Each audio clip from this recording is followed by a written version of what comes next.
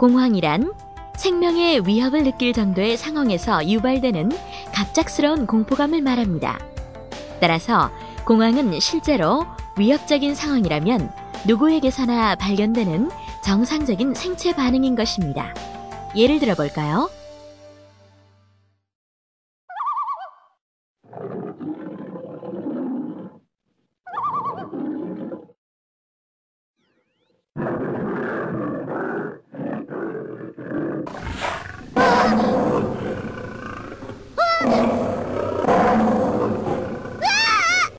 여러분이 밤에 혼자서 산길을 가다가 맹수를 만났다고 가정해 보십시오.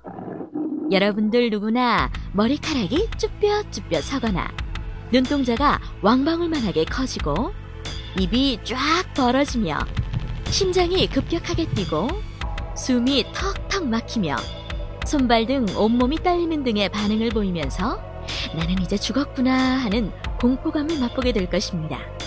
바로 이러한 상태를 공황이라고 합니다. 그렇군요. 위협적인 상황에서 정상적으로 보이는 생체적인 반응을 바로 공황이라고 합니다. 따라서 공황의 1차적 목적은 자신을 위험으로부터 보호하는 행위라고 할 수가 있겠습니다. 만일 밤길을 혼자 걷다가 맹수를 만났는데도 아무런 불안도 느끼지 않는다면 틀림없이 목숨을 잃게 될 겁니다. 이렇게 위험한 상태에서의 불안이나 공황은 우리를 보호하는 기능을 해주려는 것이지 결코 해를 끼치는 것이 아닙니다. 그런데 여러분이 만약 극한 상황이 아님에도 불구하고 상습적으로 공황의 증세를 보인다면 이건 보통 문제가 아니겠죠. 바로 이러한 병적인 증상이 바로 공황 발작이며 공황 발작이 반복될 때 우리는 이것을 공황장애라고 부릅니다. 자, 그럼 이제부터 공황 발작에 대해서 본격적으로 알아보도록 하죠.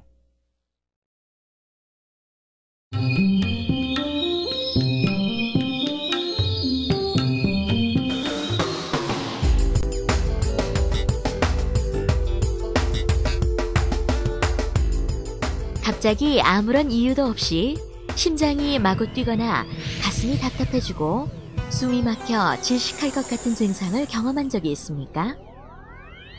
이러한 증상에 식은땀, 어지러움, 손발저림, 죽거나 미쳐버릴 것만 같은 무서운 증상이 동반되었습니까?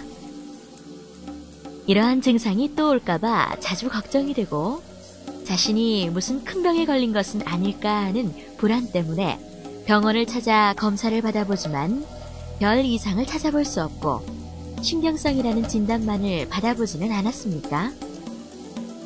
이러한 증상이 나타날 때마다 응급실로 가거나 우황청심환을 먹고 온몸을 주무르는 등의 민감한 반응을 보이지는 않았습니까?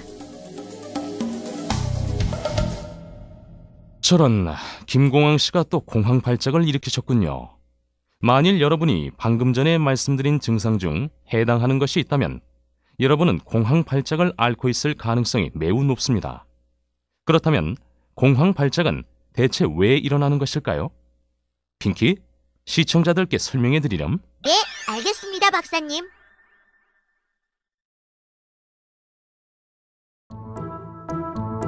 뇌의 일부분인 간뇌에는 청반핵이라는 구조물이 있습니다. 이것은 불안의 중추 조직으로서 건물의 화재 경보기나 가스 경보기와 같은 인체의 경보장치 역할을 해냅니다. 이러한 인체의 경보장치가 지나치게 예민해졌을 때에는 사소한 자극이나 심하면 아무런 원인이 없는데도 경보장치는 오작동을 하게 되고 신체에서 민감한 반응을 보이게 되는데 이를 공황발작이라고 합니다. 공황발작은 가족력이나 유전 같은 체질적인 요인이나 심리적인 요인에서 발생하며 전 인구의 3~4%가 앓을 정도의 일반적인 병입니다. 고맙다, 핑키. 자, 공황 발작이라는 것이 이런 것이었군요. 근데 여러분 중에서는 공황 발작이라는 병의 발작이란 표현에 대해 거부감을 가지시는 분이 있을지 모르겠습니다. 우리는 보통 발작이란 용어를 들으면 간질 발작을 연상해서 거부감을 느끼죠. 하지만 청천벽력과 같이 엄청난 고통으로 밀려오는 이 질병의 증상을 표현하는 데에는 발작이라는 단어 이외에 적당한 표현이 또 있을까요? 자, 그럼 지금까지 공황 발작이란 과연 무엇인가에 대해 알아봤습니다. 공황 발작은 자신에게는 엄청나게 괴로운 경험이지만 주위의 어느 누구도 이해를 하지 못합니다. 가장 가까운 가족들조차도 까닭없는 불안과 공포에 대하여 이해를 하지 못하고 시간이 갈수록 오히려 짜증스러워합니다. 대부분의 공황장애 환자들은 차라리 어디가 부러지거나 크게 다친 것이 낫다고 이야기를 합니다. 그렇게 다치면 주변 사람들이 아픈 것을 인정하고 동정이라도 해주지 않겠느냐는 것입니다. 그 정도로 공황 발작은 괴로운 것입니다. 공황 발작은 그 자체로 괴롭고 힘든 것일 뿐만 아니라 여러 가지 행동상의 문제와 심리적인 후유증을 야기합니다.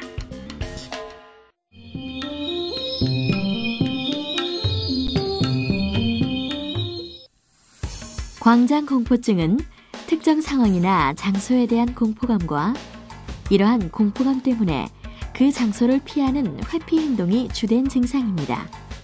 즉, 공황 발작이 일어난 장소나 상황에 다시 가는 것을 극도로 무서워하거나 피하게 됩니다.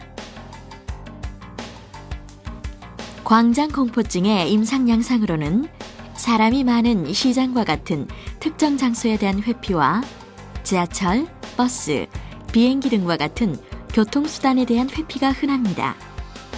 그 외에도 엘리베이터, 혼자 있는 것, 여행과 같이 멀리 가는 것에 대한 공포를 비롯하여 다양한 장소나 상황에 대하여 두려워하거나 피하게 됩니다. 이러한 공포감과 더불어 심한 두통이나 구토, 어지러움, 요실금 등의 다양한 신체 증상이 동반되기도 합니다. 예기불안이란 공황 발작이 또 나타나지 않을까 미리 불안해하고 두려워하는 증상을 말합니다.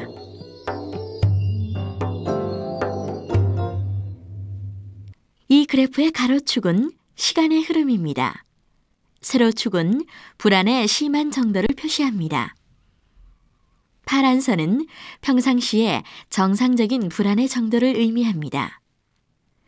0보다는 약간 높은 상태로 유지되고 있음을 알 수 있습니다. 아무런 걱정도 불안도 없는 상태라면 불안이 0이겠지만 어느 누구도 사소한 걱정거리나 갈등이 없는 사람은 없을 것입니다. 붉은 선은 공황 발작이 일어날 당시에 시간 경과에 따른 불안의 정도를 의미합니다. 짧은 시간 사이에 불안이 최고조에 달하다가 시간이 경과하면서 감소하는 것을 볼 수 있습니다. 공황 발작은 반복적으로 경험하게 되면 예기불안이 생기게 되는데 분홍색 선은 예기불안을 의미합니다. 즉, 예기불안 상태에서는 정상적인 불안의 정도보다 상당히 높은 상태의 불안을 항상 경험하게 됨을 알 수 있습니다. 정리해 본다면 공황장애 환자들은 평상시에도 정상 상태보다 불안, 긴장 상태에 있다는 것을 알 수 있습니다.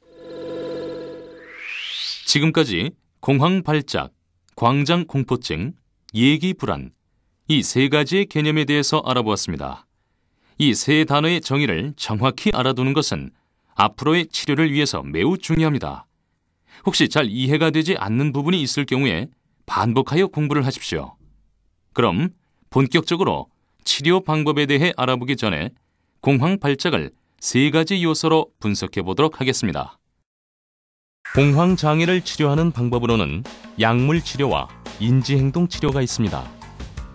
약물 치료는 초기에 공황 발작 증상의 빈도나 정도를 완화시켜주는 역할을 하죠. 벤조다이아제핀계 약물 또는 선택적 세로토닌 흡수 차단제나 베타 블로커와 같은 약물이 치료에 이용됩니다. 하지만 약물 치료 한 가지만으로는 공황 장애의 증상을 조절하는 데는 한계가 있습니다. 공황 장애는 약물 치료와 인지행동 치료를 함께 진행해야 가장 좋은 치료 효과를 얻을 수 있습니다. 인지행동 치료는 우울증이나 불안 장애 등에 폭넓게 쓰이는 치료법으로 특히 공황 발작으로 인한 심리적인 후유증을 치료하는 데 효과적입니다. 본 치료 프로그램은 공황장애의 인지행동치료로 구성되어 있습니다.